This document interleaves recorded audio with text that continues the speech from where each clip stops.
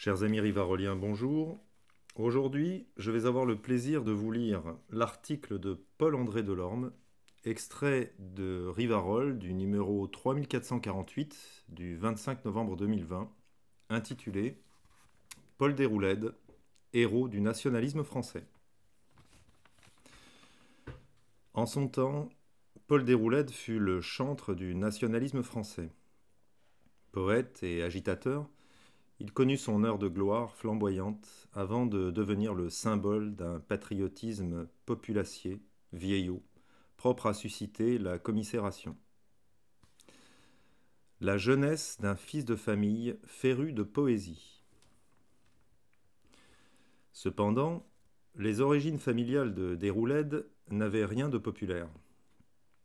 Paul Déroulède, né le 2 septembre 1846 à Paris, est le fils d'un riche avoué à la cour d'appel de Paris, Joseph Hector Déroulède, 1811-1872, et de l'épouse de Disseluy, Marie-Amélie Caroline Augier, sœur du dramaturge et académicien Émile Augier, très célèbre au XIXe siècle.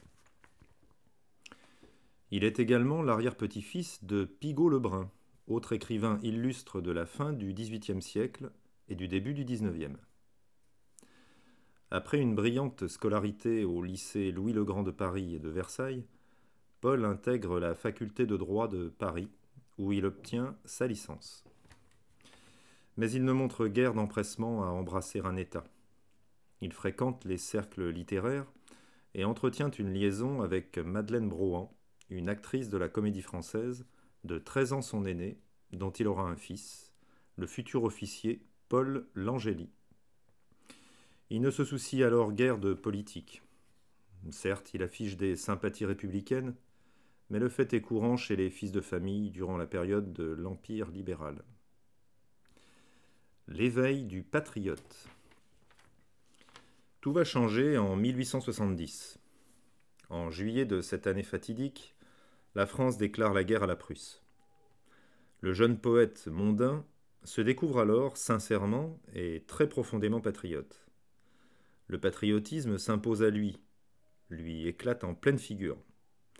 Il se présente à lui comme une évidence, comme sa raison d'être, et devient une passion dévorante et une morale, donc une source de devoir. Le dilettante lettré meurt, laissant éclore le patriote brûlant. Lui qui professait des convictions pacifistes se bat vaillamment et prend part à l'assaut de Montbéliard. Fait prisonnier lors de la bataille de Bazeilles, le 31 août et 1er septembre 1870, il s'évade et rejoint des tirailleurs algériens. Mais il apprend avec douleur la capitulation de Sedan et la reddition de Napoléon III le 2 septembre, puis la chute du Second Empire le 4 septembre.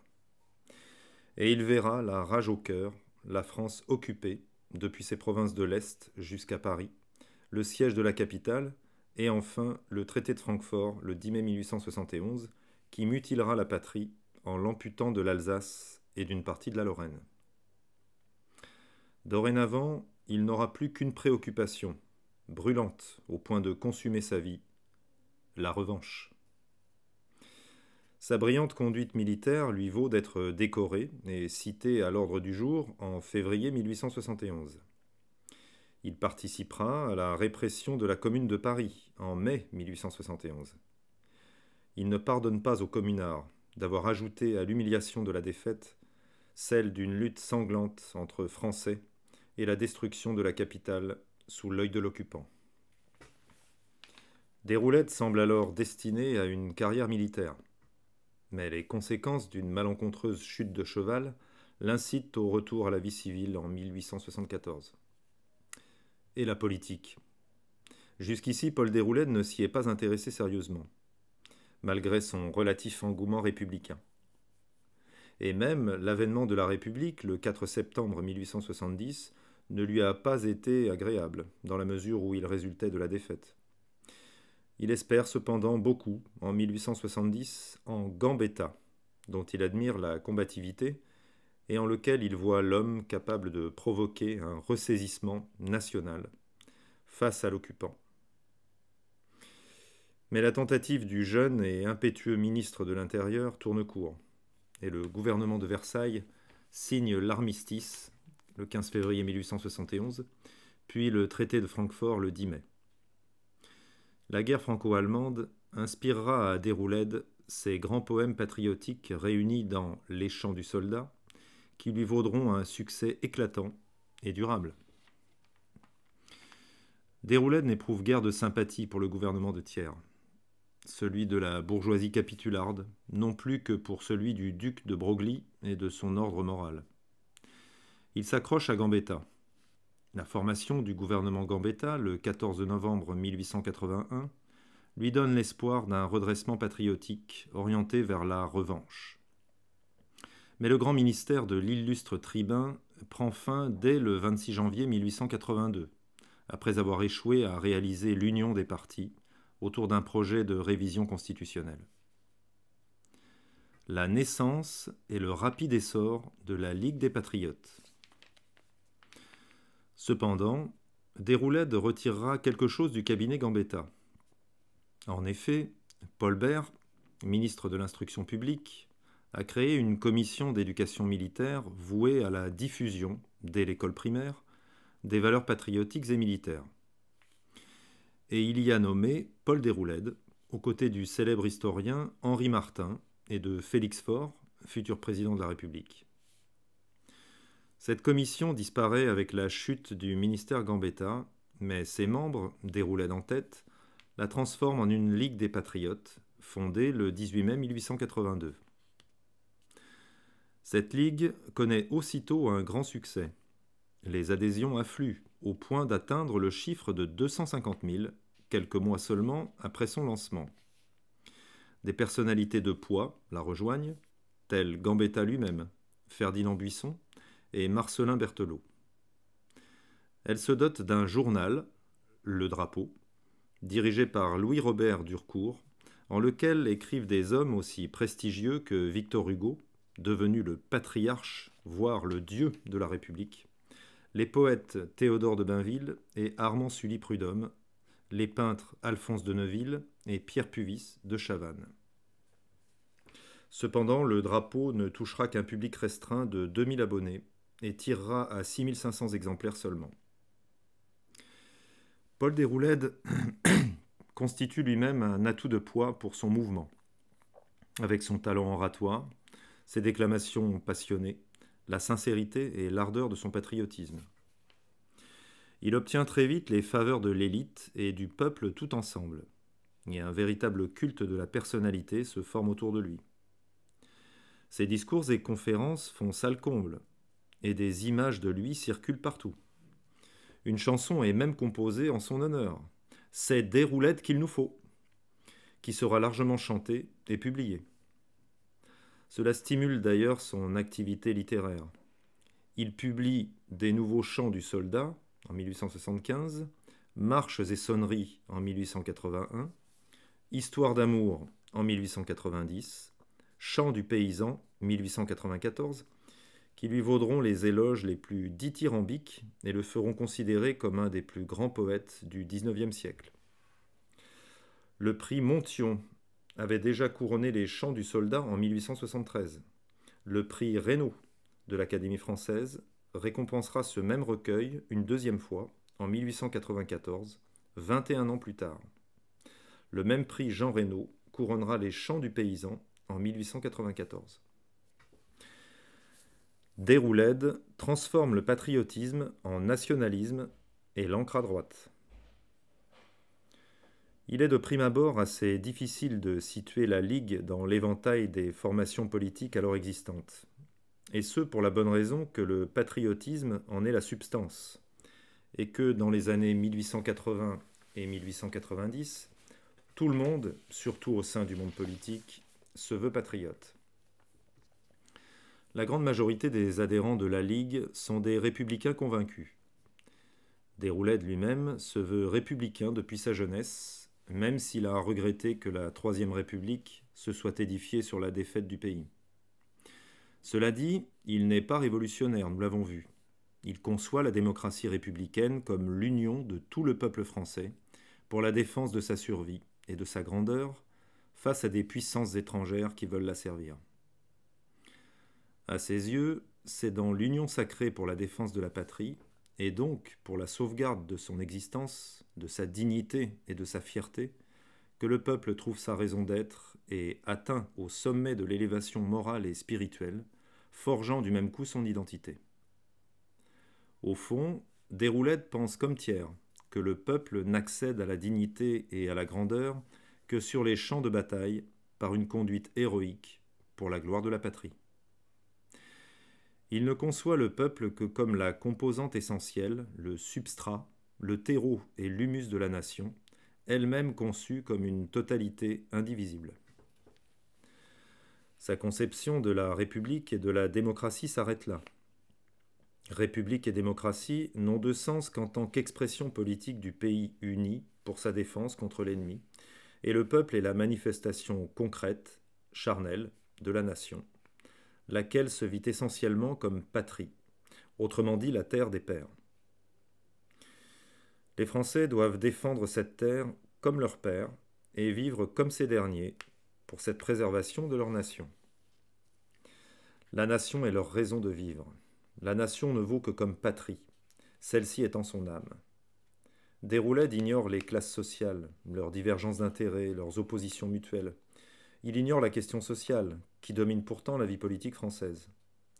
Son nationalisme est populaire, se révélera fréquemment plébéien, voire populacier, mais il n'est pas social, bien moins encore socialiste, même suivant une acception non marxiste du terme. En cela, il se situe sur la droite de l'éventail politique.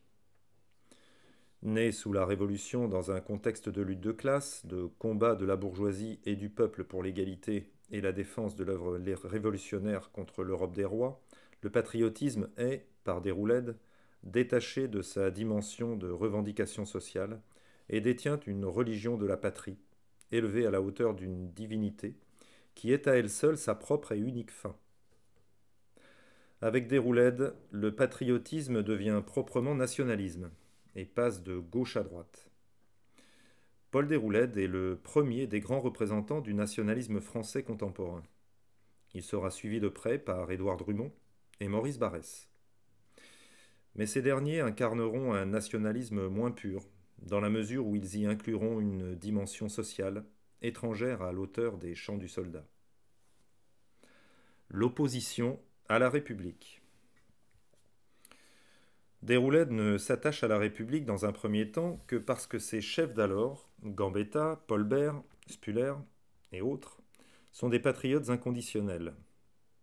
Il voit alors en eux les meilleurs défenseurs de la France et se propose de collaborer avec eux pour faire l'éducation patriotique du peuple, de sa jeunesse en tout premier lieu. Mais la disparition des uns, Gambetta meurt en décembre 1882, Paul Bert passe au second plan, et l'évolution des autres, Spuller, vers le conservatisme modéré et lénifiant, vont déterminer son évolution.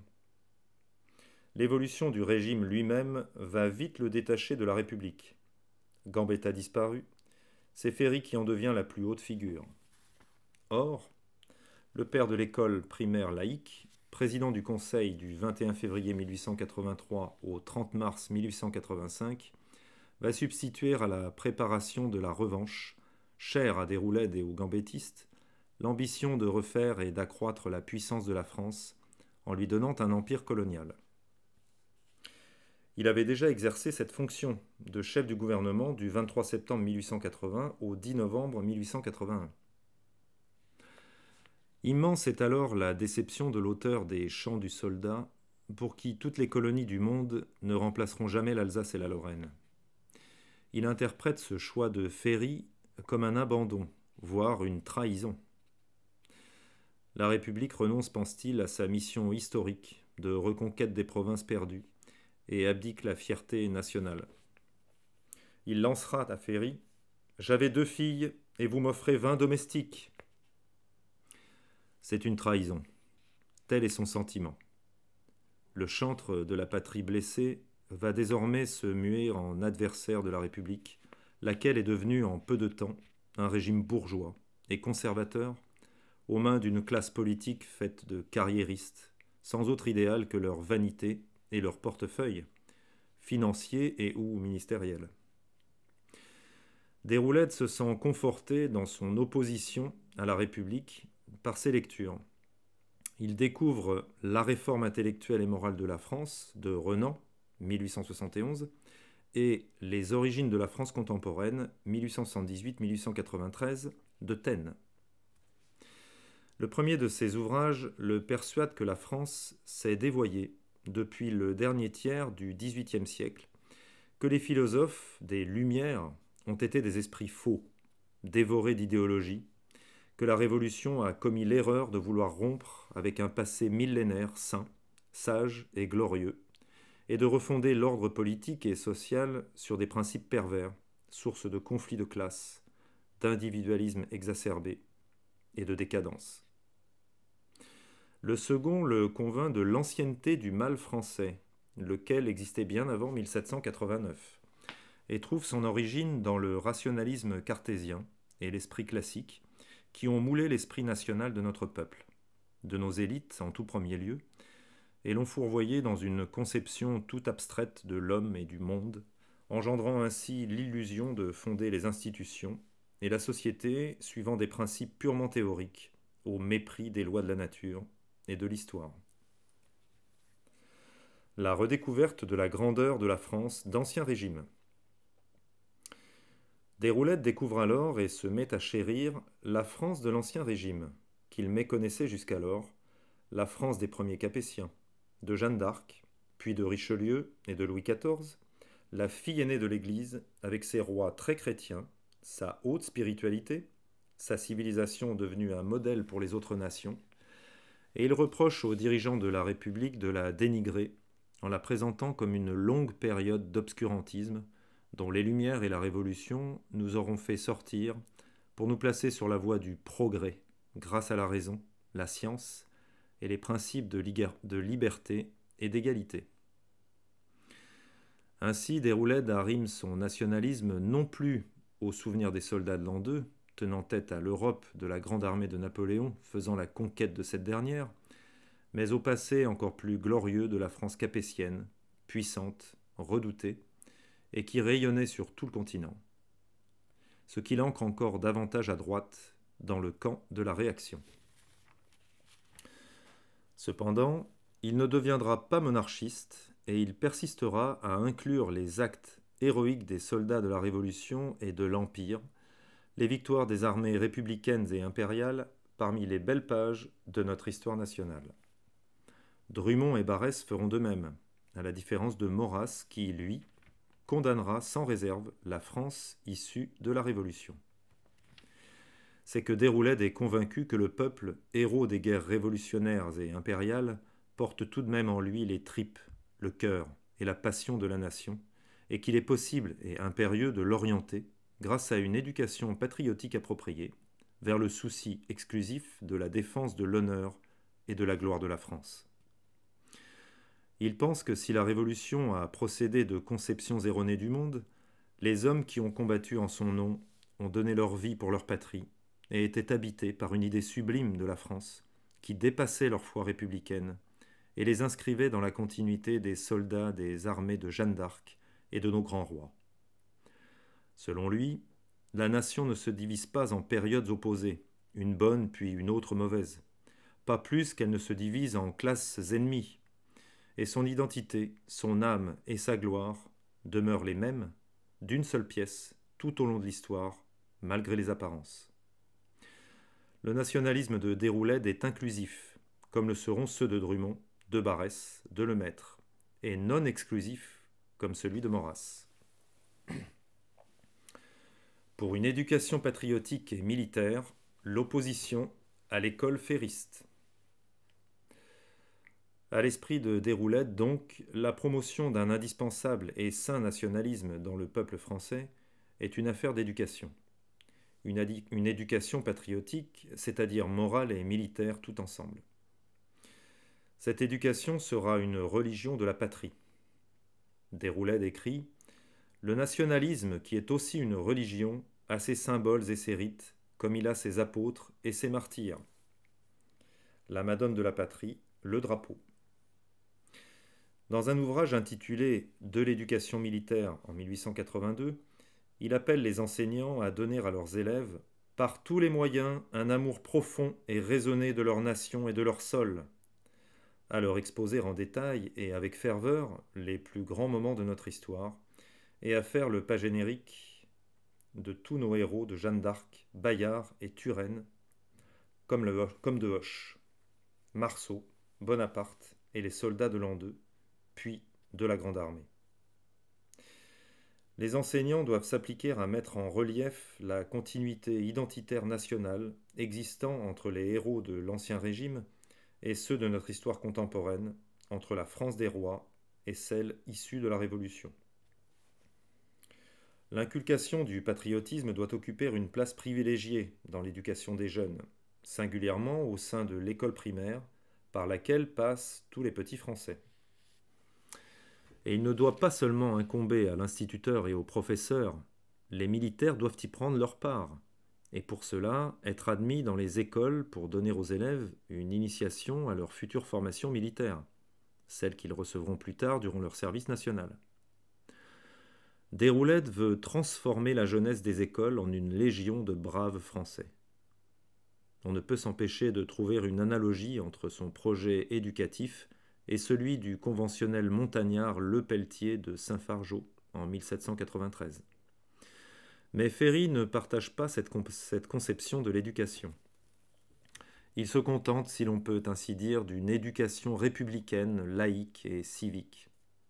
Il compte sur les enseignants pour instiller à leurs ouailles un esprit patriotique à l'occasion des leçons d'histoire et d'instruction civique, mais il assigne à l'école, avant tout, une mission de transmission à l'enfant d'un solide savoir élémentaire. Déroulède interprète cette dilution de l'éducation patriotique au sein des programmes et des pratiques d'instruction comme une démission. Néanmoins, s'il déplore que la République des Ferry, Brisson, Fraissinet, Goblet et autres ne soit pas patriote et se présente comme une démocratie libérale et bourgeoise étayée sur les fausses valeurs des Lumières, il ne désespère pas de voir l'instauration d'une république certes jacobine et fondée sur le legs révolutionnaire, mais résolument nationaliste et autoritaire, non parlementaire, dirigée par un homme fort et charismatique, soucieux de préparer la revanche. La participation à l'aventure boulangiste.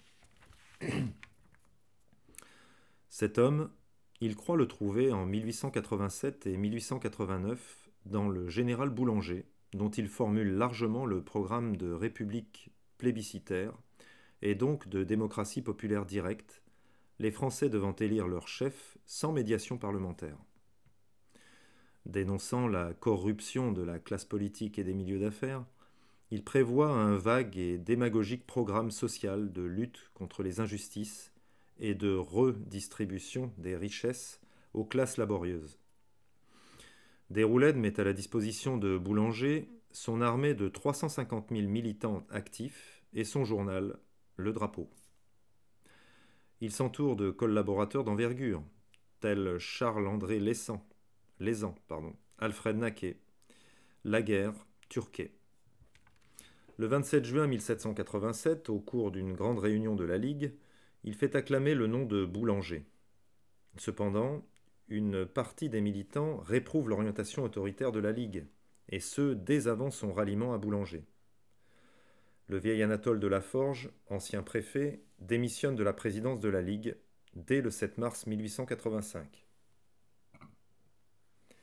Et en avril 1888, les contestataires fondent autour d'Henri Deloncle une Ligue patriotique de France. Malgré ses convulsions, Déroulède conserve la direction de sa ligue et réussit toujours à lui gagner un nombre croissant d'adhérents. Son mouvement, devenu la force de frappe, voire l'armée de Boulanger, organise des manifestations bruyantes à Paris et dans les grandes villes de province et déploie une intense activité de propagande en faveur du baf général. Déroulède multiplie les discours tonitruants. Aussi, il pâtit, à partir de février 1889, de l'échec du général et des mesures répressives du ministère contre le boulangisme. En mars 1889, le tribunal de la Seine ordonne la dissolution de la Ligue. Celle-ci n'avait d'ailleurs jamais été légalement autorisée. Déroulède ne se décourage pas. Il conserve un noyau de fidèles actifs réunis autour du drapeau et ses relations avec les groupes boulangistes restaient fidèles au général. Rappelons la fin peu glorieuse de ce dernier. Après son refus du 27 janvier 1889 de marcher sur l'Élysée par pusillanimité, il s'enfuit en Belgique après avoir eu vent d'une rumeur organisée par Jules Constant, ministre de l'Intérieur, suivant laquelle il allait être arrêté, décevant ainsi ses partisans et perdant toute sa popularité. Il devait se suicider sur la tombe de sa maîtresse à Bruxelles le 30 septembre 1891. Grâce au groupe boulangiste, Déroulède parvient à se faire élire député de la Charente le 22 septembre 1889. Il conservera son siège jusqu'en 1901. Échaudé par son échec, il devient plus discret, mais sa passion ne s'éteint pas, et il prépare la reconstitution de sa ligue. Celle-ci aura finalement lieu en novembre 1896. Le combat anti-Dreyfusard est contre les institutions. L'affaire Dreyfus offre à Déroulède l'occasion de rebondir. Comme tous les nationalistes, il va s'engager dans le camp anti-Dreyfusard. Il n'est pourtant pas antisémite et croit même étonnamment à l'innocence du capitaine. Mais la défense de l'armée prévaut à son esprit sur son exigence de justice. Il n'est pas le plus virulent des anti-Dreyfusards. Certes, il a reconstitué des troupes nombreuses et tapageuses dans la capitale, mais il est dépassé par Drummond, sa libre parole et sa fédération nationale anti-juive. Jules Guérin et sa ligue antisémitique, et même la vieillotte Ligue de la patrie française, avec ses hommes de lettres prestigieux, Brunetière, Lemaître, Mistral, et son véhément tribun, Siveton. Sans doute paie-t-il encore l'échec pitoyable de l'aventure boulangiste, dont il fut l'un des principaux acteurs. Pourtant, il n'a rien perdu de sa combativité. Il reste fidèle à son idéal d'une république plébiscitaire dirigée par un chef charismatique, élu au suffrage universel direct. Voulant forcer le destin, il tente de provoquer un coup d'État militaire pour instaurer un régime nationaliste. Le 23 février 1899, au moment où s'achèvent les obsèques du président Félix Faure, il saisit la bride du cheval du général Roger, qui l'adjure de marcher sur l'Élysée. Cette tentative manquée lui vaut une nouvelle comparution judiciaire. D'abord devant le tribunal de la Seine, qui prononce son acquittement. Puis devant la Haute Cour de justice qui, le 12 août 1899, le condamne à 10 ans de bannissement. Un tardif tiédissement après un exil forcé. Déroulède s'exile alors à San Sebastián, dans le Pays basque espagnol. Son désir d'obtenir une amnistie l'amène à adoucir ses positions. Du reste, cet assouplissement lui est dicté par l'évolution politique. Les nationalistes sont en voie de perdre définitivement la partie dans l'affaire Dreyfus et ils perdent la majorité au Conseil municipal de Paris en 1904. Les antisémites ont été annihilés par la dissolution de la Ligue antisémitique, la condamnation de Guérin à 10 ans de prison et l'éloignement de Drummond à Alger comme député.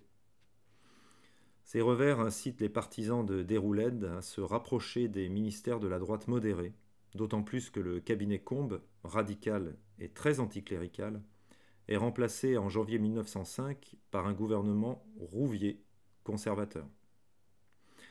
Les nationalistes changent de cible.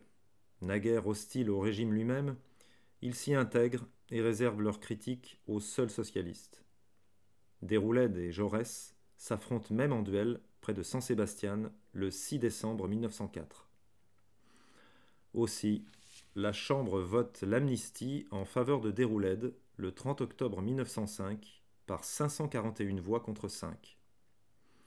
La Ligue des Patriotes semble mûre pour l'Union sacrée de 1914 et le Bloc national de 1919. Mais cette évolution, Déroulède ne la connaîtra pas.